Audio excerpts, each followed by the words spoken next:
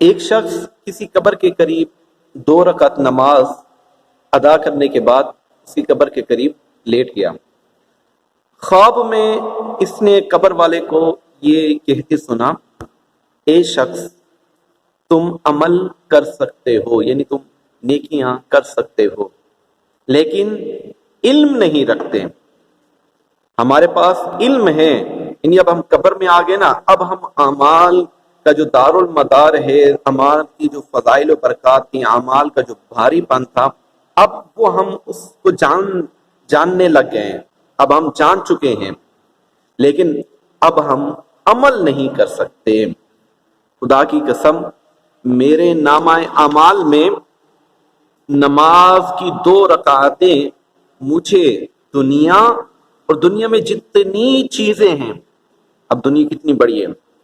ایک تو دنیا ہوگی اور دنیا میں جتنی چیزیں ہیں اس سے زیادہ پیاری ہیں۔ اب ہم اندازہ لگائیں کہ یہ 2 رکعت، وہ جو قبر والا ہے وہ بتا رہے ہیں کہ یہ جو 2 رکعتیں نماز ہے نا،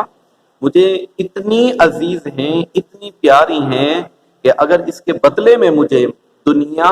اور دنیا کی تمام چیزیں دے دی جائیں تو میں ان کو چھوڑ دوں گا، دنیا اور دنیا کی تمام چیزوں کو چھوڑ دوں گا،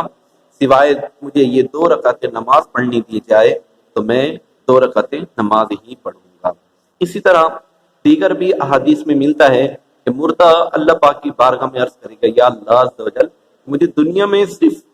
سبحان اللہ کہنے کی مقدار